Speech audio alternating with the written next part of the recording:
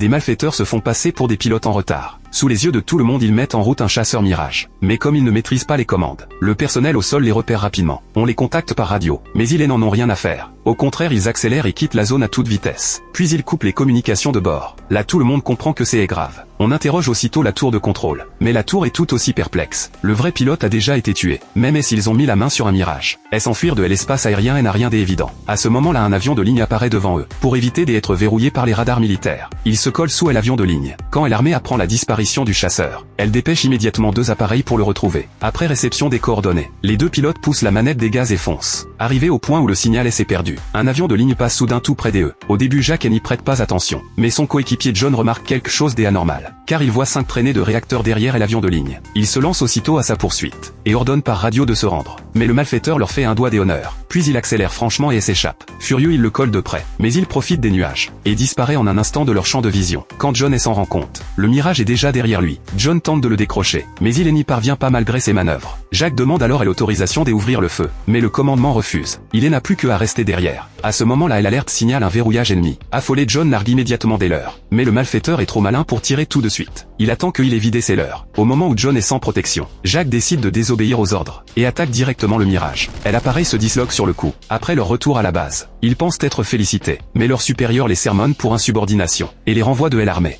S'ils ont agi ainsi, c'est parce qu'une mission difficile les attend. Pour décrocher un contrat des avions de chasse face aux États-Unis, ils doivent traverser plusieurs pays en secret, et affronter un Su-35 russe lors d'une course. Celui qui atteindra le point fixé en premier, obtiendra la commande pour son fabricant. Le lendemain à l'aube, ils décollent officiellement pour la mission. Quand ils approchent de la frontière, un ravitailleur remplit leur réservoir. Comme l'opération est classée secret défense, ils doivent franchir discrètement l'espace aérien des autres pays, pour ne pas être repérés par les radars. Ils volent donc au ras du sol. Au début, tout se passe parfaitement, mais un vol prolongé vide rapidement le carburant. Il n'ont autre choix que de rejoindre un aérodrome abandonné prévu à l'avance. Mais à peine posé, un groupe de malfaiteurs surgit et les encercle. Comme ils ne savent pas piloter un chasseur, ils menacent John de lui faire apprendre à voler. Une fois en LR, John leur explique chaque détail avec sérieux, tout en préparant sa sortie. John accélère soudain jusqu'à Mach 8. Le bang supersonique fait trembler les vitres, et même des voitures sont renversées au sol. Profitant du moment où les malfaiteurs n'ont pas encore compris, Jack neutralise rapidement le garde. Puis John se pose en douceur, et actionne sans hésiter la commande d'éjection, éjectant le malfaiteur assis derrière lui. Jack grimpe aussitôt dans l'avion. Les malfaiteurs foncent en voiture pour les intercepter, mais les 2 pilotes parviennent quand même à s'enfuir.